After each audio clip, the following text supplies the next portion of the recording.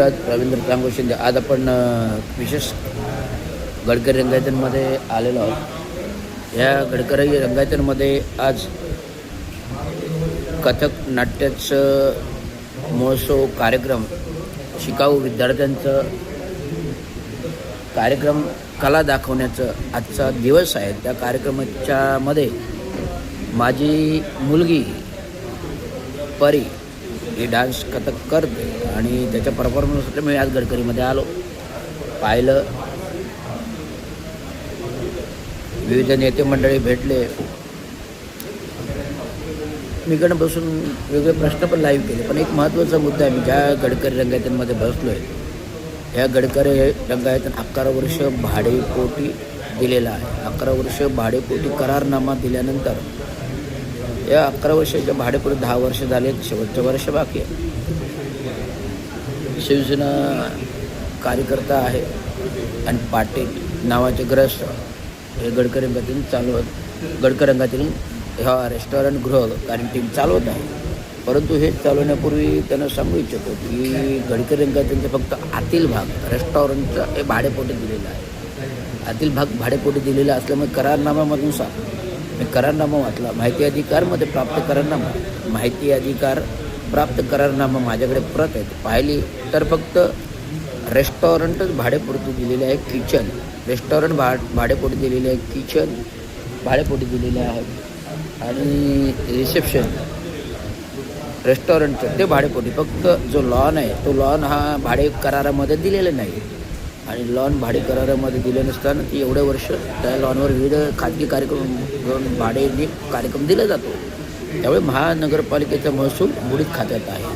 महानगरपालिकेला विनंती आहे की ठाणे महानगरपालिकेच्या ज्या स्थावर मालमत्ता आहेत आणि स्थावर मालमत्तेचं राजेश सोनावणे सहाय्यक आयुक्त शिवसेनेचे एकनाथ शिंदे गटाचे आहेत आणि शिवसेना एकनाथ गटाचे असल्यामुळे हे शिवसेना लोकांना अशा प्रकारे महानगरपालिकेच्या स्थावर मालमत्ता बुडीत खात्यात देतात आणि पालकमंत्र्यांनीसुद्धा त्या काही 1-1 रुपये भाड्यापोटी दिलेल्या अनेक सुविधा भूखंडे जसवाल साहेबांच्या कालावधीत 10 वर्षामध्ये वाटप झाले. विविध शालेय संस्थांच्या नावाखाली, विविध खाजगी संस्थांच्या नावाखाली, विविध NGOच्या नावाखाली ही भूखंड लाटलेले आहेत. विविध स्थावर मालमत्ताच्या प्रॉपर्टी, सभागृह असतील, इमारती असतील, दवाखान्याच्या नावाखाली,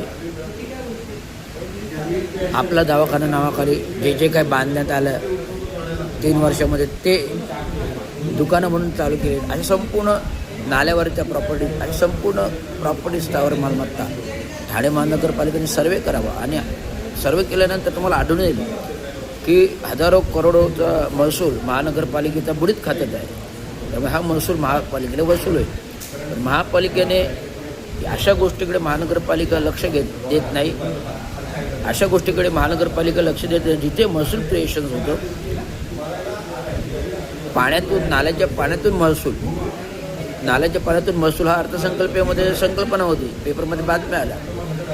तर या महसुलाचं जर करायचं त्याचा आपला DPR तयार आहे. होल्डिंग पॉईंट टायडल गेट 1100 कोटीचा, म्हणजे 600 कोटी DPR होल्डिंग पॉईंट आणि विरुद्ध न आले तर हा केला आणि होल्डिंग पॉईंट्स केले तर साचणारं पाणी, पावसाचं रेन वॉटर हार्वेस्टिंगचं पाणी हे साचून तलावात रूपांतर करून तलावात होल्डिंग पॉईंट बांधून पाणी पंपद्वारे शहराला जर केलं तर त्यातून महसूल क्रिएट होईल. महसूल क्रिएट होऊन तो ठाणे महापालिकेला त्या तिजोरीमध्ये भांडवल, जी महानगरपालिकेची सध्याची परिस्थिती दुर्धर आहे. अनेक 10,000 कोटीचे विकास प्रकल्प चालू असताना 5 पैसे महानगरपालिकेत नाही आहे. 350 कोटीचे ऑडिट बाकी आहे. 2265 कोटीची गटर पायवाटं कामं, ही जुनी कामं केली त्याचे बिलं काढली आणि हे 2265 कोटी क्रिएशन झालं. 2943 ठराव आहेत प्रशासकीय, याच्यामध्ये गोड बंगाल आहे. ह्या ठरावांचाही मुद्दा घ्यायला पाहिजे. मी सातत्याने बोलतो. आणि 3 वर्षात 10,000 कोटी गेले ते कुठे गेले? जे नवीन रस्ते केले त्यांचं देवदायित्व कालावधी असताना ते महासभेची मंजुरी न घेतात, ते पुन्हा खोदले, पुन्हा कामं काढले. तर हा जो महसूल बुडीत खात्यात आहे त्याची वसुली त्या ठेकेदारांकडून झाली. मी पत्र दिलेले आहेत, त्या पत्रावर कारवाई होत नाही. जे काही गडकरी रंगायतन 26 कोटी 36 कोटी झाला, स्ट्रक्चरल ऑडिट नाही. धर्मवीर टॉवर, शिवाजी महाराजांचं टॉवर तोडलं, क्लॉक टॉवर, 100 कोटीचे नवीन घेतले ते नाही. स्ट्रक्चरल ऑडिट न करता तोडलं धोकादायक. ठाणे महात्मा फुले नगर खाटण रोडमधील इमारती 15 वर्षी धोकादायक नसताना तोडल्या, त्याच्या इमारती नाहीत. ठाणे महानगरपालिका भवन विकास निधीच्या 1000 कोटीचे बनवले जाते आणि PMCचे कंपनी संपलेलं असताना देखील तिची नियुक्ती करणं हे कुठेतरी गोड बंगाल आहे. हे गोड बंगाल लवकर सोडवावा.